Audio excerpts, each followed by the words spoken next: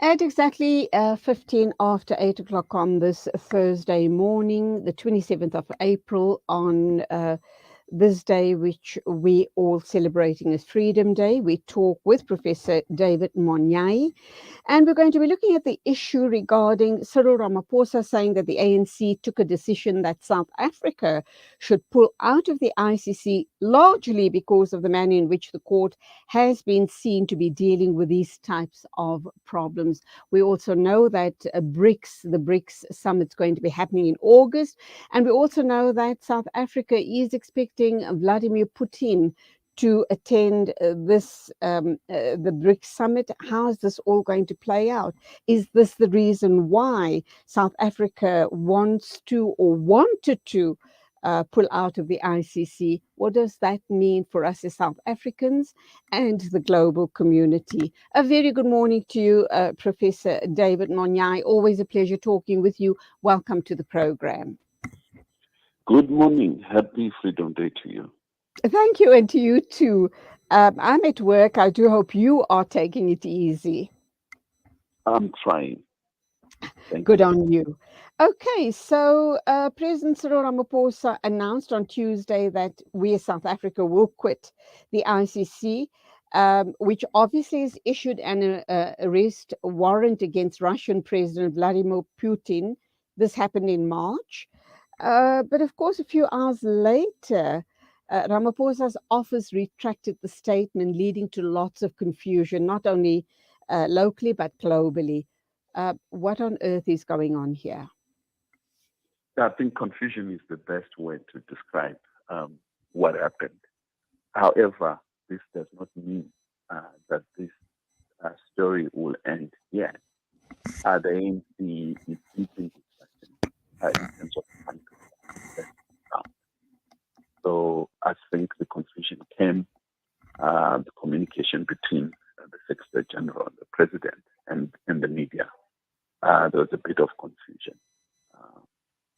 I think the President endorsed a view referred to him by journalists without double checking. So, I mean, it was just the heat of the moment. However, the ANC will have to, at some point, come out. There's a press conference going on. One hopes that there will be clarity on this matter. We need to keep a sweet relationship, obviously, with Russia, with China. It is in our best interest for now because we are part of BRICS. But what do you think the repercussions would be on South Africa if we do decide to go this route, if our very indecisive president of the country finally takes that very bold step and, decides that, yes, we are pulling out of the ICC? Implications for us as South Africa? That question arises due to South Africa being middle power, the fear of the Western world, and attractiveness of the global South. So we find ourselves getting along with both camps. I think that's the best option. There will be consequences either way. So I do not think we should worry a lot. We just have clear, pragmatic, and make statements that moves from our very interest. I think, what is our interest? We need Russia. We need China. We need the United States, the European Union, to advance the deep crisis we have: unemployment, inequality, and so many other issues. That's the main aim of foreign policy: is to just advance your interest in a manner that goes with all your norms and values. Regarding our relationship with China, we do, not China, with Russia, very quickly regarding China, we do know that they've invested very, very heavily in Africa with all of the infrastructure that they are rebuilding north of Africa. Obviously, they are a great partner to have. But in terms of Russia, this relationship with Russia and being part of BRICS, how does it hold us? What do we gain as South Africa? Is there also possibly the issue around Russia assisting us as South Africans regarding trade relations and rebuilding of infrastructure? So Russia is an important member of international community. When it comes to South Africa, I think the relationship is historical and it's also present in the sense that Russia is a member of the United Nations Security Council. Russia has a relationship across the African continent, including with ourselves, the member of G20, BRICS, that we jointly members. And we do share a number of positions on the issues of international peace and security. It is in that context that South Africa does not support. I think it's very important to make that clarity. Russia's intervention in Ukraine, however, it's of the view that the matter needs to be resolved peacefully and not taking sides. Not part of Ukraine, it's not taking side on Russia. It's in between. However, the pressure coming from the Western world is that South Africa needs to denounce, need to condemn Russia alongside the views, a common view within the Western world, which South Africa does not want to take that position. Way back a year ago, when Russia invaded the Ukraine, even at that point, the South African government, Cyril Ramaphosa in particular, flip-flopped on that issue, where there should be condemning Russia's action on the Ukraine or whether they should be supporting it. I'm sure you remember that situation as well. It seems as if our government just can't seem to get it right. They're not firm, they're not decisive as far as these type of issues are concerned.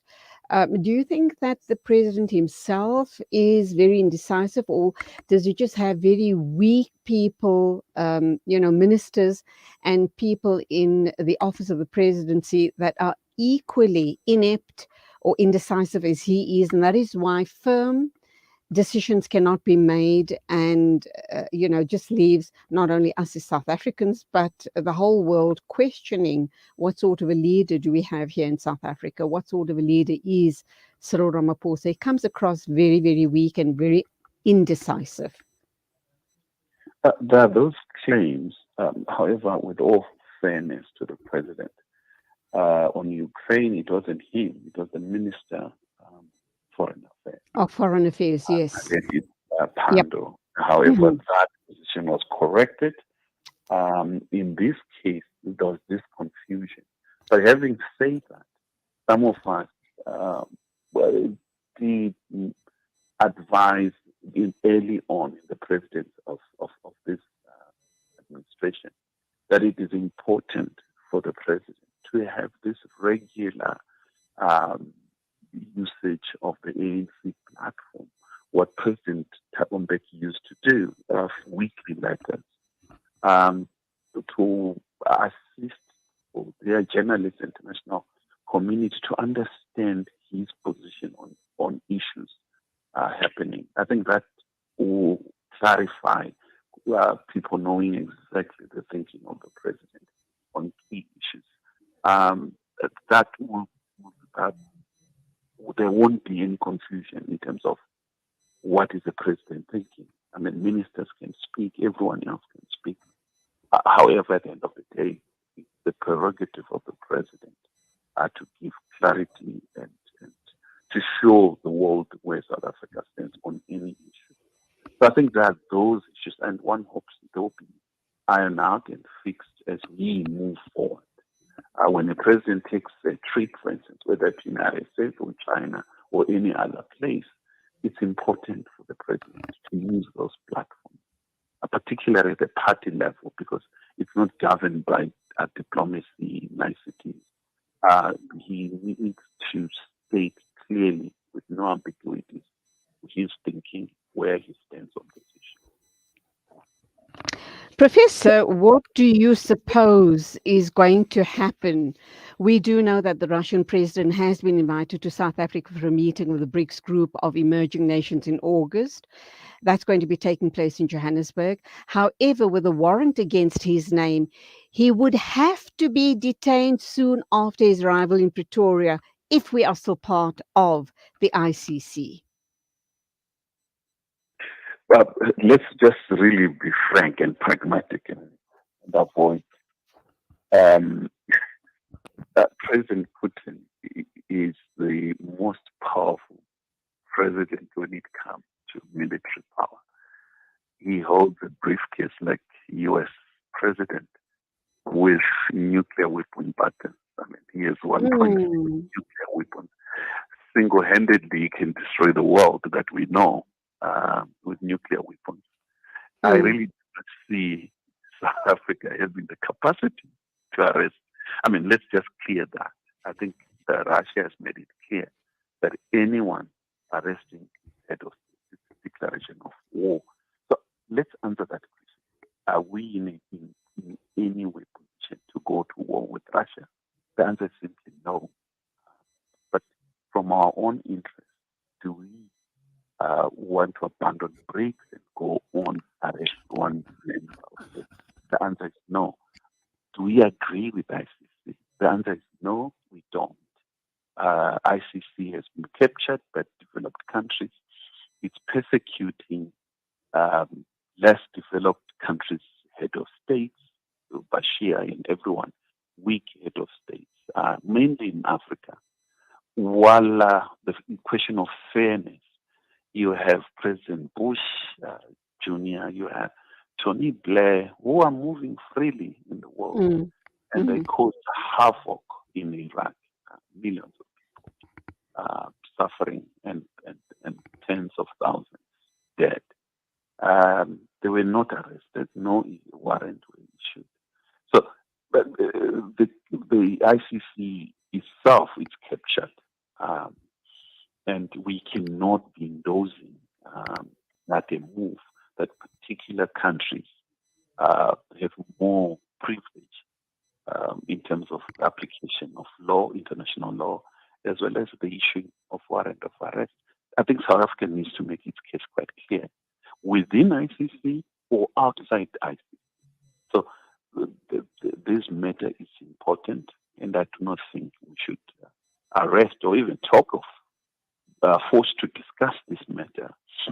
What should be on the agenda is what our interest within BRICS, what we need to do, the issue of de-dollarization, the issues of expansion of BRICS. These are issues that we should be discussing as the chair of the BRICS Summit. So we as South Africa should be doing what is in the best interest of our country, um, knowing that, as you have indicated, the ICC is captured in any event. So, how can they serve us well as South Africans? We need to understand, know who our friends are, know who supports us, know what and how we can continue enhancing those relationships with the countries that are going to serve us well. We will leave it there. Thank you indeed, Professor David Monyai. Let me just ask you one final question regarding the ICC and the importance of being a member of the ICC, knowing you're not the first person suggesting that they've been captured and they just seem to go after, these. African heads of state or people like that they do know they can push around and then decide to issue arrests of warrants of arrest and hold them accountable for war uh, for for uh, for these crimes against humanity, etc. This might be totally out of the ambit of the ICC, but regarding South Africa and the whole state capture issue here, no, the Guptas, for example, haven't been brought, back to South Africa to answer for crippling our country. The Guptas and other big role players. Is the ICC would they be looking into issues such as the Guptas? Or do they really only look at issues regarding war crimes? I think it's a war crime issue. High crime are committed by whether head of states or just individual in war situations. As it stands, UAE is not a member of ICC. So as far as the Gupta is concerned, I think the matter is allegations of corruption. Um, but some of us are arguing it's a futuristic kind of matter. Some of us are arguing that we need to declare corruption as crime against humanity. So if we reach that point, that corruption of magnitude, I mean, as the Gupta allegations, need to be declared as crime against humanity. If we'll agree on that, I think ICC could be involved. However, going forward, I think it's a question of us working closely. Should we decide to stay within ICC to ensure that this matter is discussed and there's this fairness application of law globally, and ICC needs to serve everyone fairly, regardless of the power of a country. Couldn't agree with you more. It should be, corruption um, should be looked upon as a crime against humanity, because what happens, it's the poorest of the poor that continue suffering. Professor David Monyae, thank you once again for your insights into this issue. Go well, enjoy the rest of the holiday. Till the next time when we hook up again to talk about matters of interest to South Africa and globally. Thank you. It is exactly 8:32 a.m. News and Views right here on Salam Media. We're going for an ad break, and when we get back, we'll be talking with Shannon Ibrahim, the wife of the late Ibrahim Ibrahim.